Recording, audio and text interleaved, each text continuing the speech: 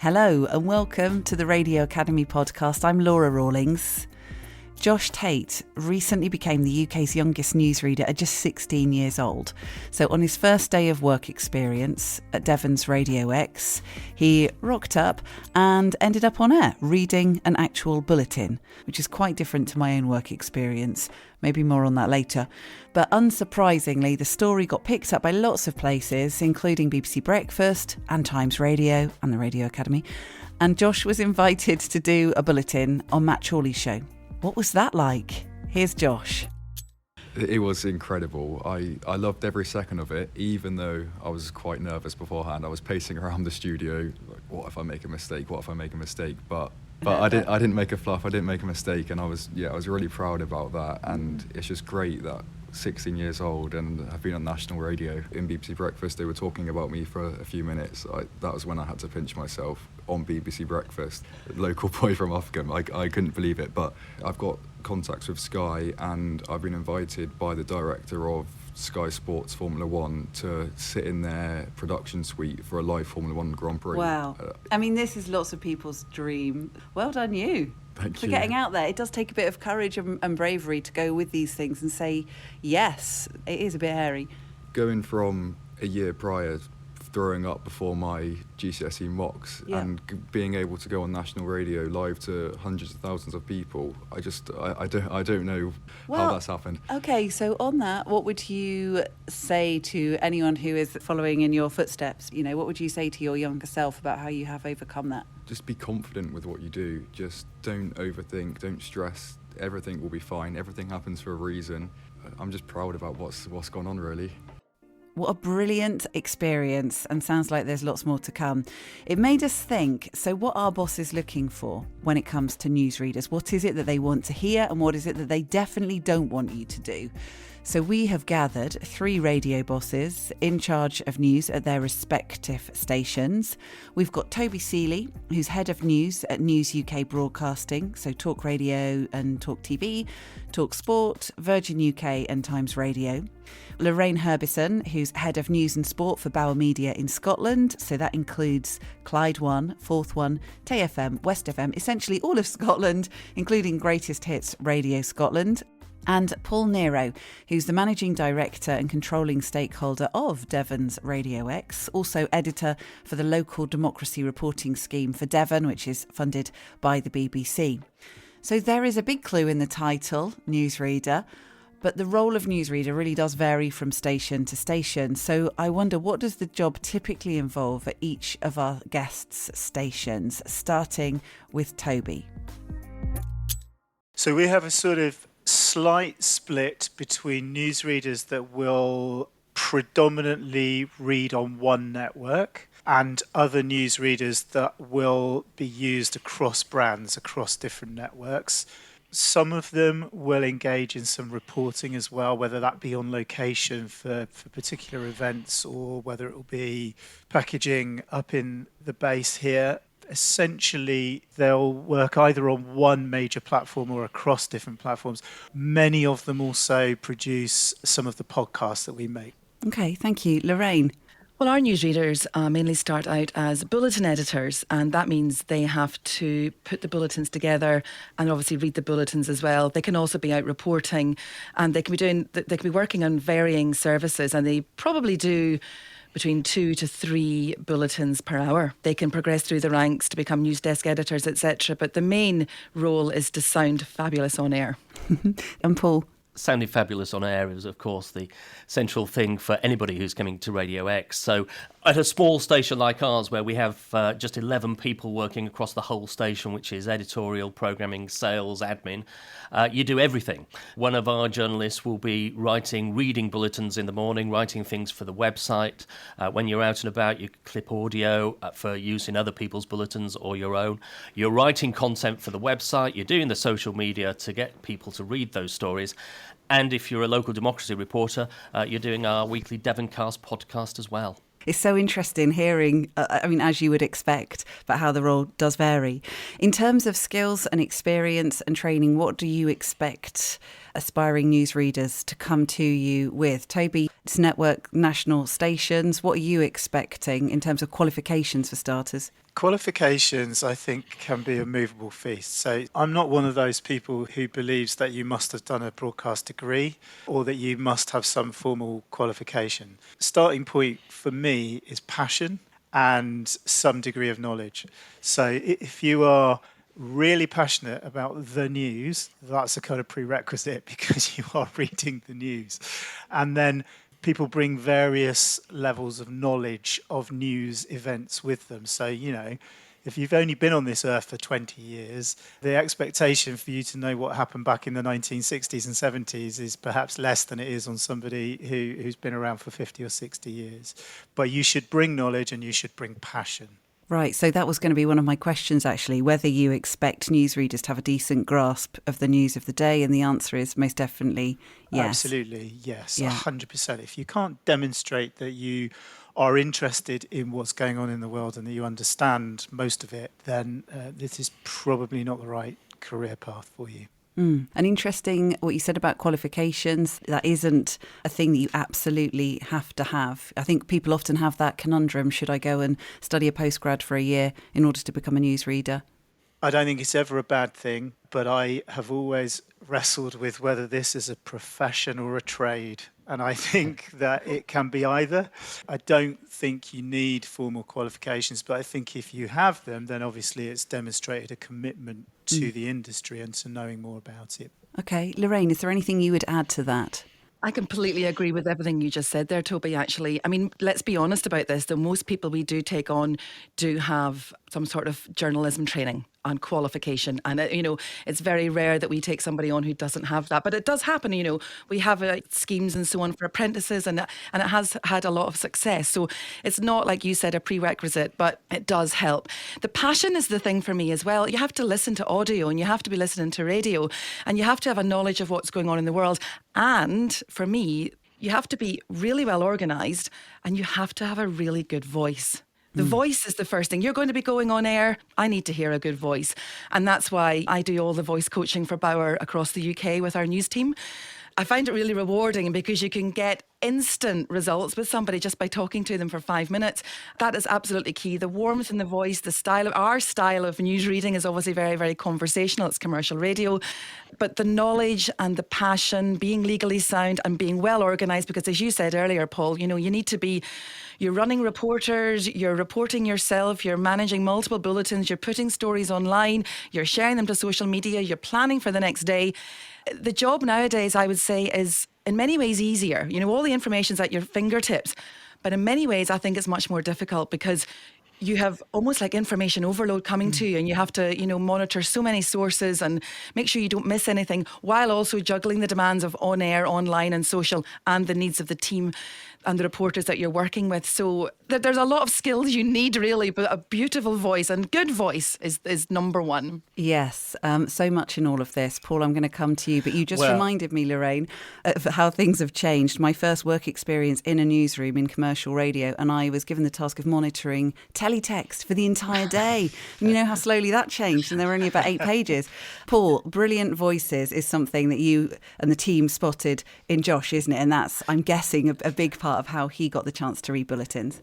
Everything starts with the voice for us, but also what Toby is saying and Lorraine too, it's enthusiasm and your ability to use that voice to communicate and tell stories. And then next, it's the writing, I think. How can you take complex information? People still send us 500,000 word press releases that you haven't got time to read all of this. How are you going to succinctly tell that story in a paragraph? If we look at the local democracy reporters, again, funded by the BBC, those people do have to be qualified. The BBC wants people to work to the NQJ, the National Qualification in Journalism. Somebody like Josh comes along, he wants to be a sports reporter. Josh is so enthusiastic and wants to do everything. Our issue sometimes with the younger members of the team is to say, whoa, you can't do everything. Do less and do it really well. If you haven't got that qualification, what we don't want you to do is get us into trouble. So you do need some formal tuition, even if it doesn't result in an NQJ qualification at the end. Okay, so on the sounding great bit then, let's just stay there for a moment. And you've all said very clearly, yes, of course the voice makes a difference. So what's in fashion, what's out of fashion? You know, is it not fashionable now to have the Queen's or King's English?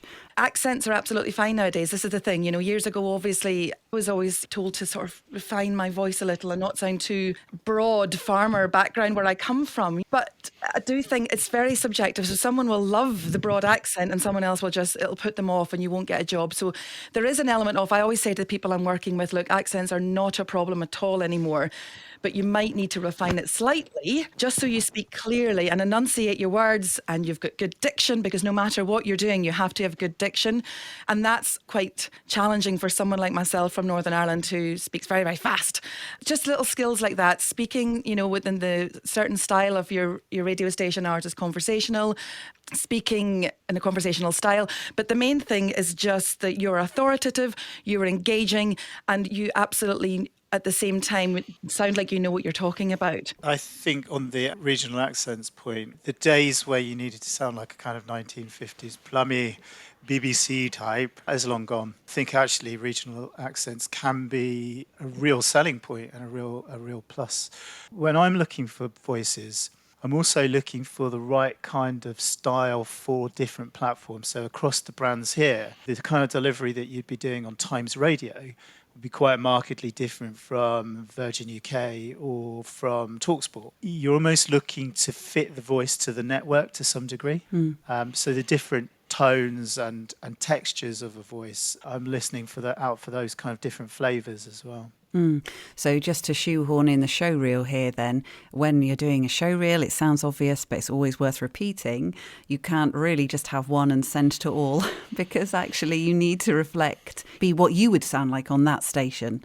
Absolutely right. The other dilemma then is if you're applying for a job with a variety of platforms, you want to be able to demonstrate your versatility and your variety of different forms of delivery, which of course, as Paul was saying, is all about the writing skills and all about the way you write. I moved to Devon. I'm a Yorkshireman. I moved here 40 years ago. I was told quite explicitly by my friends at BBC Radio Devon at the time, I will never broadcast in Devon. I have a Yorkshire accent and it's just not acceptable on a Devon radio station. Now, I do think things have changed, but I now run a Devon radio station. So I think if somebody came along with a very heavy Glaswegian or Scottish or Yorkshire accent, you know, even from the places I'm from, I think I would be thinking, how is this going to go down with my listeners in Devon? So perhaps it might be different on a national station to how it is on a regional one or a county-wide one. And that's a form of discrimination I actually don't feel comfortable with. But it's what would be acceptable to our Devon listeners, given we bang on all the time about we are Devon's radio station. It's such an interesting one, isn't it? We used to have someone who was Spanish and they would do packages and things on breakfast. It became a real strength of her, like it was a distinctive feature. So it sort of depends how you make it work on your station, doesn't it? I want to whiz round and ask you about the hardest things to get right or the common mistakes that people make and what they may be able to do about it. Lorraine, what do you notice? Things we haven't perhaps mentioned already. My absolute bugbear nowadays, and I don't understand what's happening in our education system. Gosh, I sound really old now. Go on, Lorraine. Grammar. What's happening? It's just very, very difficult nowadays to have young people who understand good grammar. Sometimes some don't understand that it changes the meaning of the sentence. So therefore, if you've written a script as a reporter for a newsreader or a bulletin editor, if you gave that to me, I don't think I would be able to read it correctly because there and there are spelled incorrectly, then it would change the meaning in my head. So it's just my personal thing, and you guys might not agree, but I've just noticed over the years having to be much more firm about grammar than perhaps I did in the past. Toby, anything else? Any bugbears? Yeah, I've got two, actually three. Cliches and Americanisms. You know, we all default to what I call journalese, which is the cliches. The outcome remains to be seen and all that kind of rubbish. I don't like Americanisms. I can't stand reach out. This is reaching out for those listening. I'm reaching out with my arm. Schedule, not schedule, is one of mine. I can't stand that. You know, you're supposed to be wordsmiths. Enjoy the English language and try to spot where the Americanisms are. Although I'm a massive hypocrite and will drop a few Americanisms myself, so you can't be too rigid. The other one is energy. President Joe Biden's visited his long-lost relatives.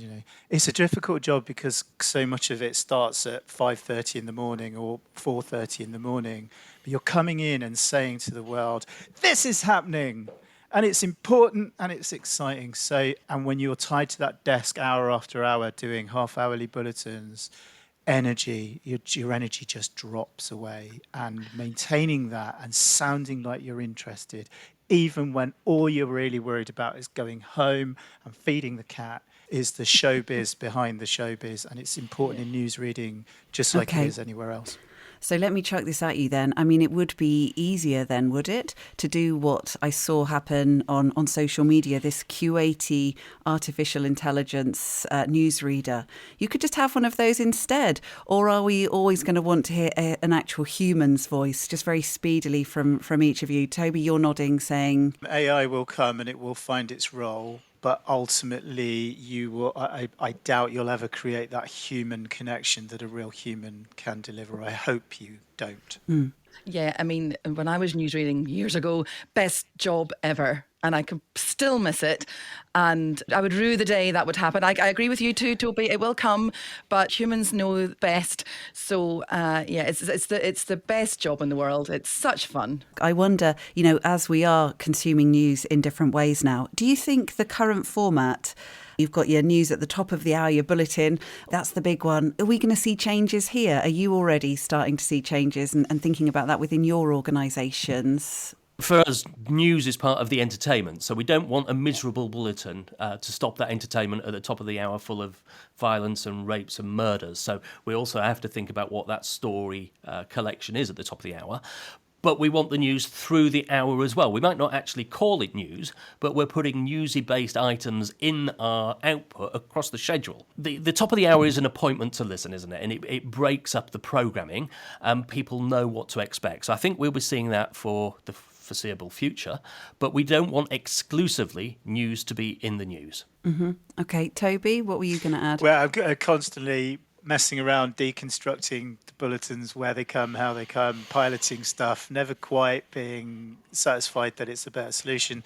Paul's hit the nail on the head. The bulletins are part of a bigger whole. Programming, the pace of programming, the structuring of programming build around moments, of which bulletins are really important ones. So I think you can totally deconstruct them. You can do them in totally different ways, but they certainly have found a home on the top of the hour and on the halves. We've been looking at lots of different things like on-demand bulletins, you just shout at Alexa to call up a bulletin. And I think we just launched one of those in the Republic of Ireland this week, actually. So I think that's the way it's going to. Okay, thank you so much. Can I just whiz round you on any final thoughts, tips, pieces of advice that you might share for anyone who perhaps wants to come and work at one of your stations? Paul, what would you say? Get in touch, come and see us. We're always looking for new talent. We do have a policy here in that we're looking for Southwest talent. So you have to have a great connection, ideally to Devon or Devon and Cornwall, the greater Southwest. We're a small organisation, so we haven't time to listen and deconstruct and feedback on hundreds of show reels. So make sure that when you're approaching us, you're talking about the Southwest. Toby? Never, ever think that you're putting me out by getting in touch. I need newsreaders all the time. I'd love to hear from you. Always get in touch. Just do it informally. It's not a big deal. Just drop me a line. I'm always here. And do you mean an email? Yeah. Email me, tweet me, whatever, however you want to do it. Always keen to hear from people who want to read the news. I agree with that as well. Email me, DM me, whatever, tweet me. We're always looking for talent too, and passion, as I said. And please listen to the output, because when I have been recruiting for jobs recently, the amount of people who aren't actually listening. You want to work in the audio business, you want to work in the radio business. That's my top tip. So there we have it. There's your invitation. Absolutely go for it if newsreading is something you would like to do. Make sure you weave in all the pieces of advice that they shared during the course of that conversation. Don't forget that we've got our last Monday's event, Monday the 24th of April. We've got the brilliant Fleur East, who's our guest speaker, joining me in conversation, networking, free drinks. So do come along if you're free and in the London area. All the details are on the Radio Academy's website. So take a look there, and it's free if you're a member as well. Always worth noting. Thank you to you for listening. Thanks to our guests. Until next time.